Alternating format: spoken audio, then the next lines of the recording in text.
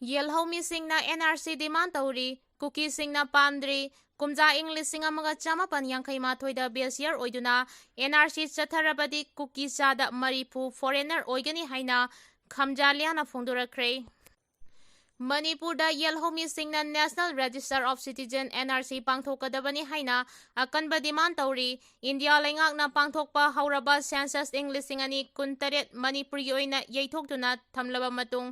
NRC ꯍꯥꯟꯅ ꯄꯥꯡꯊꯣꯛꯀꯗꯕꯅꯤ꯫ ꯃꯇꯝ ꯁꯥꯡꯅ ꯌꯨꯝꯂꯣꯟꯅꯔꯤꯕ ꯂꯩꯕꯥꯛ ꯃ꯭ꯌꯥꯟꯃꯥꯔꯗ ꯏꯔꯥꯡ ꯂꯩꯕꯅ ꯃꯔꯝ ꯑꯣꯏꯔꯒ ꯃꯤꯑꯣꯏ ꯂꯤꯁꯤꯡ ꯀꯌꯥ ꯃꯅꯤꯄꯨꯔꯗ ꯆꯪꯂꯛꯈꯤꯕ ꯑꯗꯨ ꯃꯌꯦꯛ ꯁꯦꯡꯅ ꯈꯟꯗꯣꯛꯍꯧꯗ꯭ꯔꯕꯗꯤ ꯂꯝꯗꯝ ꯑꯁꯤꯒꯤ ꯁꯤꯇꯤꯖꯦꯟ ꯑꯣꯏꯁꯤꯟꯈꯤꯕ ꯌꯥꯏ꯫ NRC ꯄꯥꯡꯊꯣꯛꯇꯅ ꯁꯦꯟꯁꯁ ꯆꯠꯊꯈ꯭ꯔꯕꯗꯤ ꯍꯥꯏꯔꯤꯕ ꯃꯤꯇꯣꯞꯁꯤꯡ ꯑꯗꯨ ꯂꯝꯗꯝ ꯑꯁꯤꯒꯤ ꯁꯤꯇꯤꯖꯦꯟ ꯑꯣꯏꯈꯤꯗꯨꯅ ꯌꯦꯜꯍꯧꯃꯤꯁꯤꯡꯒꯤ ꯆꯥꯛꯊꯨꯡꯗ ꯈꯨꯠ ꯊꯤꯡꯖꯤꯜꯂꯛꯀꯅꯤ ꯍꯥꯏꯕꯒꯤ ꯃꯤꯄꯥꯏꯕ ꯂꯩꯔꯤ꯫ ꯃꯁꯤꯅ ꯃꯔꯝ ꯑꯣꯏꯔꯒ ꯃꯅꯤꯄꯨꯔꯒꯤ ꯌꯦꯜꯍꯧꯃꯤꯁꯤꯡꯅ ꯁꯦꯟꯁꯁ ꯄꯥꯡꯊꯣꯛꯇ꯭ꯔꯤꯉꯩꯗ NRC ꯆꯠꯊꯒꯗꯕꯅꯤ ꯍꯥꯏꯅ ꯗꯤꯃꯥꯟ ꯇꯧꯗꯨꯅ ꯂꯥꯛꯂꯤ꯫ ꯗꯤꯃꯥꯟ ꯑꯁꯤ ꯂꯩꯉꯥꯛꯅꯁꯨ ꯌꯥꯅꯤꯡꯕ ꯎꯠꯄꯒ ꯂꯣꯏꯅꯅ MLAꯒꯤ ꯇꯤꯝ ꯑꯃ ꯗꯦꯜꯂꯤꯗ ꯊꯥꯗꯨꯅ BJP ꯁꯦꯟꯇ꯭ꯔꯦꯜ ꯂꯤꯗꯔꯁꯤꯡ ꯎꯅꯅꯕ ꯑꯃꯗꯤ NRC ꯄꯥꯡꯊꯣꯛꯅꯕ ꯇꯛꯁꯤꯟꯈꯤꯕꯒꯤ ꯊꯕꯛꯁꯤꯡꯁꯨ ꯆꯠꯊꯔꯛꯂꯤ꯫ ꯃꯗꯨꯗ ꯅꯠꯇꯅ ꯆꯤꯐ ꯃꯤꯅꯤꯁꯇꯔ ꯌꯨꯝꯅꯥꯝ ꯈꯦꯝꯆꯥꯅ NRCꯒꯤ ꯋꯥꯐꯝ ꯑꯁꯤ ꯑꯦꯁꯦꯝꯕ꯭ꯂꯤꯗ ꯄꯨꯊꯣꯛꯇꯨꯅ ꯈꯟꯅꯒꯅꯤ ꯍꯥꯏꯕ ꯋꯥꯐꯝꯁꯨ ꯐꯣꯡꯗꯣꯛꯄ ꯂꯩꯈ꯭ꯔꯦ꯫ ꯅꯥꯀꯜ ꯑꯃꯔꯣꯝꯗ ꯀꯨꯀꯤ ꯖꯣꯟꯅꯤ ꯍꯥꯏꯕꯁꯤꯡꯅ NRC ꯄꯥꯡꯊꯣꯛꯅꯕ ꯗꯤꯃꯥꯟ ꯇꯧꯔꯤꯕ ꯑꯁꯤ ꯃꯔꯝ ꯆꯥꯗꯦ, ꯁꯦꯟꯇꯔꯅ ꯄꯥꯏꯈꯠꯂꯤꯕ ꯁꯦꯟꯁꯁꯀꯤ ꯊꯕꯛ ꯊꯧꯔꯝꯁꯤꯡꯗ ꯑꯌꯦꯠꯄ ꯄꯤꯕ ꯆꯨꯝꯂꯣꯏ ꯍꯥꯏꯔꯤ꯫ ꯀꯨꯀꯤꯖꯣꯁꯤꯡꯅ NRC ꯄꯥꯡꯊꯣꯛꯍꯟꯅꯤꯡꯗꯕꯒꯤ ꯃꯔꯝ ꯆꯥꯎꯅ ꯂꯩꯔꯤ꯫ ꯖꯧꯃꯤ ꯐꯨꯔꯨꯞꯀꯤ ꯑꯣꯏꯕ ꯑꯦꯁ. ꯈꯝꯖꯥꯂꯤꯌꯟ ꯉꯥꯏꯇꯦ ꯑꯃꯁꯨꯡ ꯀꯦ. ꯕꯨꯡꯖꯥꯃꯥꯋꯤꯅ ꯏꯕ ꯗ ꯏꯟꯗꯤꯖꯤꯅꯁ ꯖꯧꯃꯤ ꯍꯥꯏꯕ ꯂꯥꯏꯔꯤꯛ ꯑꯃꯒꯤ ꯂꯃꯥꯏ 135ꯗ ꯀꯔꯤꯒꯨꯝꯕ ꯃꯅꯤꯄꯨꯔꯗ ꯀꯨꯝꯁꯤꯡ ꯏꯪ 1882ꯗ ꯕꯦꯁꯤꯌꯔ ꯑꯣꯏꯗꯨꯅ NRC ꯄꯥꯡꯊꯣꯛꯂꯕꯗꯤ ꯆꯤꯡꯗ ꯈꯨꯟꯗꯥꯔꯤꯕ ꯇ꯭ꯔꯥꯏꯕꯦꯜ ꯄꯣꯄꯨꯂꯦꯁꯟꯒꯤ ꯆꯥꯗ ꯃꯔꯤꯐꯨꯗꯤ ꯂꯝꯗꯝ ꯑꯁꯤꯒꯤ ꯁꯤꯇꯤꯖꯦꯟ ꯑꯣꯏꯕ ꯐꯪꯂꯣꯏ, ꯃꯈꯣꯏ ꯐꯣꯔꯦꯅꯔ ꯑꯣꯏꯅ ꯂꯩꯈ꯭ꯔꯒꯅꯤ꯫ ꯔꯦꯖꯤꯁꯇ꯭ꯔꯤ ꯑꯣꯐ ꯁꯦꯟꯁꯁ ꯏꯪ 1882ꯒꯤ ꯁꯦꯛꯁꯟ 2(b)ꯒꯤ ꯃꯇꯨꯡ ꯏꯟꯅ ꯃꯄꯥꯟꯗꯒꯤ ꯆꯪꯁꯤꯜꯂꯛꯈꯤꯕꯁꯤꯡ ꯐꯣꯔꯦꯅꯔꯅꯤ ꯂꯧꯒꯅꯤ ꯍꯥꯏꯅ ꯃꯌꯦꯛ ꯁꯦꯡꯅ ꯄꯜꯂꯤ꯫ ꯃꯁꯤꯅ ꯃꯔꯝ ꯑꯣꯏꯔꯒ ꯀꯨꯀꯤ ꯖꯣ ꯀꯥꯎꯟꯁꯤꯜꯅ ꯃꯅꯤꯄꯨꯔꯗ ꯃꯤꯌꯥꯝꯒꯤ ꯑꯀꯟꯕ ꯗꯤꯃꯥꯟ ꯑꯃ ꯑꯣꯏꯕ NRC ꯌꯥꯅꯤꯡꯗꯕ ꯐꯣꯡꯗꯣꯛꯂꯛꯂꯤ꯫ ꯉꯁꯤ ꯖꯣ ꯀꯥꯎꯟꯁꯤꯜꯅ ꯊꯥꯗꯣꯔꯛꯄ ꯆꯦꯔꯣꯜ ꯑꯃꯅ ꯍꯥꯏ ꯀꯣꯚꯤꯗ ꯄꯦꯟꯗꯦꯃꯤꯛ ꯂꯥꯛꯈꯤꯕꯅ ꯃꯔꯝ ꯑꯣꯏꯔꯒ ꯁꯦꯟꯁꯁ ꯏꯪ 2018 ꯉꯁꯤ ꯐꯥꯎꯕ ꯄꯟꯊꯗꯨꯅ ꯂꯩꯔꯤ꯫ ꯍꯟꯗꯛ ꯏꯟꯗꯤꯌꯥ ꯂꯩꯉꯥꯛꯅ ꯁꯦꯟꯁꯁ ꯏꯪ 2018 ꯄꯥꯡꯊꯣꯛꯅꯕ ꯊꯧꯔꯥꯡ ꯇꯧꯔꯛꯂꯤꯕ ꯑꯁꯤ ꯇꯔꯥꯝꯅ ꯑꯣꯛꯏ꯫ ꯃꯅꯨꯡ ꯃꯄꯥꯟ ꯅꯥꯏꯗꯅ ꯁꯦꯟꯁꯁ ꯑꯦꯛꯁꯔꯁꯥꯏꯖ ꯇꯧꯍꯟꯕ ꯃꯊꯧ ꯇꯥꯏ꯫ ꯑꯁꯥꯝꯗ ꯀꯨꯝꯁꯤꯡ ꯏꯪ 1835ꯗ ꯆꯠꯊꯈꯤꯕ ꯑꯁꯥꯝ ꯑꯦꯀꯣꯔꯗꯀꯤ ꯃꯇꯨꯡꯗ ꯄꯥꯡꯊꯣꯛꯈꯤꯕ NRCꯒꯤ ꯐꯥꯏꯅꯦꯜ ꯂꯤꯁꯇ ꯃꯤꯑꯣꯏ ꯂꯥꯈ 18 ꯔꯣꯝ ꯈꯟꯗꯣꯛꯈꯤ꯫ ꯃꯗꯨꯅ ꯃꯔꯝ ꯑꯣꯏꯔꯒ ꯁꯤꯡꯅꯕ ꯀꯌꯥ ꯂꯥꯛꯈꯤ꯫ ꯐꯣꯔꯦꯅꯔ ꯇ꯭ꯔꯤꯕꯨꯅꯦꯜꯗ ꯑꯥꯄꯤꯜ ꯇꯧꯔꯛꯇꯨꯅ ꯆꯌꯦꯠꯅꯕ ꯀꯌꯥꯁꯨ ꯊꯣꯛꯇꯨꯅ ꯂꯩꯔꯤ꯫ ꯃꯅꯤꯄꯨꯔꯗ NRC ꯑꯦꯛꯁꯔꯁꯥꯏꯖ ꯇꯧꯕ ꯄꯥꯝꯂꯤꯕꯁꯤꯡꯅ ꯇꯨꯡꯗ ꯊꯣꯛꯂꯛꯄ ꯌꯥꯕ ꯍꯦꯟꯅ ꯆꯥꯎꯕ ꯋꯥꯊꯣꯛ, ꯃꯔꯤ ꯂꯩꯅꯕ ꯀꯝꯄ꯭ꯂꯤꯀꯦꯁꯤ ꯑꯃꯁꯨꯡ ꯀꯟꯁꯤꯀ꯭ꯋꯦꯟꯁꯁꯤꯡ ꯃꯨꯟꯅ ꯈꯪꯍꯧꯕ ꯃꯊꯧ ꯇꯥꯏ ꯍꯥꯏꯈꯤ꯫ KJCꯒꯤ ꯆꯦꯔꯣꯜ ꯑꯁꯤꯅ ꯃꯈꯥ ꯇꯥꯅ ꯍꯥꯏ ꯃꯅꯤꯄꯨꯔꯗ ꯑꯊꯤꯡꯕ ꯌꯥꯎꯗꯅ ꯁꯦꯟꯁꯁ ꯑꯦꯛꯁꯔꯁꯥꯏꯖ ꯆꯠꯊꯍꯟꯒꯗꯕꯅꯤ꯫ ꯁꯦꯟꯇꯔꯅ ꯄꯥꯏꯈꯠꯂꯛꯄ ꯊꯧꯁꯤꯜ ꯑꯁꯤ ꯏꯀꯥꯏ ꯈꯨꯝꯅꯒꯗꯕꯅꯤ꯫ ꯂꯨꯞ ꯑꯗꯨꯅ ꯁꯦꯟꯁꯁ ꯗꯦꯂꯤꯃꯤꯇꯦꯁꯟ ꯇꯔꯥꯝꯅ ꯑꯣꯛꯄꯒ ꯂꯣꯏꯅꯅ ꯀꯝꯃ꯭ꯌꯨꯅꯦꯜ ꯄ꯭ꯔꯣꯄꯦꯒꯦꯟꯗꯥ ꯁꯟꯗꯣꯛꯇꯨꯅ ꯑꯇꯣꯞꯄ ꯐꯨꯔꯨꯞꯁꯤꯡꯕꯨ ꯚꯤꯛꯇꯤꯝ ꯑꯣꯏꯍꯟꯅꯕ ꯊꯧꯁꯤꯜ ꯆꯠꯊꯔꯣꯏꯗꯕꯅꯤ ꯍꯥꯏꯅꯁꯨ ꯐꯣꯡꯗꯣꯔꯛꯂꯤ꯫ UKNAꯒꯤ ꯐꯥꯏꯅꯥꯟꯁ ꯆꯤꯐ ꯖꯨꯗꯤꯁꯤꯌꯦꯜ ꯀꯁꯇꯗꯤ ꯔꯤꯃꯥꯟꯗ ꯄꯤꯈ꯭ꯔꯦ꯫ ꯇ꯭ꯔꯣꯡꯂꯥꯎꯕꯤꯗ ꯕꯣꯝ ꯑꯦꯇꯦꯛ ꯆꯠꯊꯗꯨꯅ ꯆꯍꯤ ꯅꯧꯔꯤꯕ ꯃꯆꯤꯟ ꯃꯧꯄ꯭ꯋꯥ ꯑꯅꯤ ꯍꯥꯠꯄꯗ ꯆꯦꯟꯅꯩ ꯍꯥꯏꯕꯒꯤ ꯃꯔꯥꯜꯗ ꯊꯧꯗꯣꯛ ꯑꯁꯤꯕꯨ ꯊꯤꯖꯤꯜꯂꯤꯕ ꯅꯦꯁꯅꯦꯜ ꯏꯟꯚꯦꯁꯇꯤꯒꯦꯁꯟ ꯑꯦꯖꯦꯟꯁꯤ NIAꯅ ꯐꯥꯔꯕ ꯀꯨꯀꯤ ꯃꯤꯂꯤꯇꯦꯟꯠ ꯒ꯭ꯔꯨꯞ ꯌꯨꯅꯥꯏꯇꯦꯗ ꯀꯨꯀꯤ ꯅꯦꯁꯅꯦꯜ ꯑꯥꯔꯃꯤ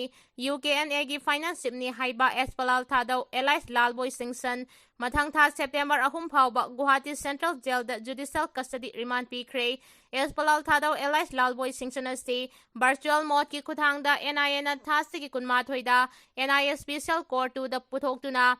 ꯄ꯭ꯔꯣꯖꯤꯀ꯭ꯌꯨꯁꯟꯅ ꯑꯦꯀ꯭ꯌꯨꯁ ꯑꯁꯤ ꯃꯅꯤꯄꯨꯔꯗ ꯂꯩꯔꯤꯕ ꯖꯦꯜꯗ ꯊꯝꯕ ꯍꯥꯏꯕꯁꯤ ꯍꯧꯖꯤꯛ ꯑꯣꯏꯔꯤꯕ ꯁꯦꯀ꯭ꯌꯨꯔꯤꯇꯤꯒꯤ ꯐꯤꯚꯝ ꯑꯃꯗꯤ ꯂꯩꯔꯤꯕ ꯇꯦꯟꯁꯟꯁꯤꯡ ꯑꯁꯤꯗ ꯈꯨꯗꯣꯡꯆꯥꯗꯕ ꯂꯩꯒꯅꯤ ꯍꯥꯏꯅ ꯁꯕꯃꯤꯁꯟ ꯇꯧꯈꯤ꯫ ꯄꯟꯕ ꯌꯥꯏ ꯑꯦꯁꯄꯂꯥꯜ NIAꯅ ꯊꯥ ꯑꯁꯤꯒꯤ 12ꯗ ꯆꯍꯤ ꯑꯁꯤꯒꯤ ꯑꯦꯄ꯭ꯔꯤꯜ 8ꯇ ꯕꯤꯁꯅꯨꯄꯨꯔ ꯗꯤꯁꯇ꯭ꯔꯤꯛꯀꯤ ꯃꯣꯏꯔꯥꯡ ꯄꯨꯂꯤꯁ ꯁ꯭ꯇꯦꯁꯟꯅ ꯀꯣꯟꯕ ꯇ꯭ꯔꯣꯡꯂꯥꯎꯕꯤ ꯑꯋꯥꯡ ꯂꯩꯀꯥꯏꯗ ꯕꯣꯝ ꯄꯣꯈꯥꯏꯍꯟꯈꯤꯕ ꯊꯧꯗꯣꯛꯇ ꯆꯦꯟꯅꯩ ꯍꯥꯏꯕꯒꯤ ꯃꯔꯥꯜꯗ ꯅꯧꯅ ꯐꯥꯈꯤꯕꯅꯤ꯫ ꯃꯤꯍꯥꯠ ꯑꯁꯤꯒ ꯃꯔꯤ ꯂꯩꯅꯅ ꯃꯣꯏꯔꯥꯡ ꯄꯨꯂꯤꯁꯅ ꯑꯦꯄ꯭ꯔꯤꯜ 8ꯇ ꯇ꯭ꯔꯣꯡꯂꯥꯎꯕꯤꯗ ꯕꯣꯝ ꯄꯣꯈꯥꯏꯍꯟꯗꯨꯅ ꯄꯤꯛꯂꯤꯕ ꯃꯆꯤꯟ ꯃꯧꯄ꯭ꯋꯥ ꯑꯅꯤ ꯍꯥꯠꯈꯤꯕ ꯑꯃꯗꯤ ꯑꯄꯣꯛꯄꯤ ꯃꯃꯥ ꯑꯣꯏꯅꯥꯝ ꯕꯤꯅꯤꯇꯥꯕꯨꯅ ꯑꯁꯣꯛ ꯑꯄꯟ ꯅꯪꯍꯟꯈꯤꯕ ꯊꯧꯗꯣꯛ ꯑꯗꯨꯒꯤ FIR ꯑꯗꯨ ꯅꯧꯅ NIAꯅ ꯀꯦꯁ ꯑꯁꯤꯕꯨ ꯊꯤꯖꯤꯟꯅꯕ RC-04/2026 NIA IMP register taukhibani. Thasigi kunmathoida NIA Special Court to the Satakiba hearing aduda. Public prosecutor na pikhiba submission hauzik leidiba state asigi law and order situation amasung ethnic tension sing asigi marakta espalal thadau Imphal da leidiba jail da thambada khudong chadaba kaya mayoknaraba yai haibaga loinana state asigi jail da thamlabadi accused asina mahaki associate amadi mahangna involved tawriba crime network singi miyoi singa pau phaunabagi oithokpa yai haiki espalal thadaugi Council na court accused asigi health kamari leiba sing amadi imung manung sing na mahaka unaba khudong chaba fangnaba Churachandpur da leiba district jail da transfer tawbiyu haina prayer tawke nakalani maki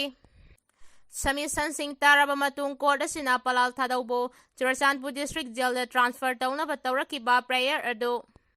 reject tawduna accused asi Guwahati da pukhinaba direction pikhibaga loinana accused asi akanba security gi ngak senbaga loinana Central Jail Guwahati da September 3 phawba judicial custody remand pikhi Hairi mai paktriba phawba khongjang changsinminasi haina kokomina phongdorakre lamdamastigi tungi mirolgi yaifanaba asanma mideng Leibag asida ngasi mitom na piragliba sapu amadi singnaba kaya asti Thengna haunabagi asetpa phirep ama kokomi amadi UNC anina punna union lengakta NRC tawbinaba memorandum pisinkiba leikhre ngasi maksu sing amadi tamanigi miyangi kholau puduna thabak tawriba CSO kayana no NRC no census ki akanba khongjang leptana haukiba tha kharagi mamangdagi sangsinduna lakli hariba khongjang ihawasi lebak asigi tungi maraibak lep kadaba amani haina kokomina lawi khongjang asi paliba lengak asina tarai na loba sumloi matam charingaida miyamna lauriba taliba dibana si ningthina khanaraga tungkoi gadaba thabak lokhatpa chumgani Adungai leibag asigi haukiba mirolda ngasi leibag asina mitoki sapu singnaba kaya sing ase mayoknarakani haiba mideng sana uraduna matamdugi pankhiba lengakpa singna ihau khongjang kaya sangsillamki adubu matamgi pankhiba lengakpa singna ngaihaki yanaba chathakibana ngasigi phibam asi yauna leibag asina soksan kibani Hairi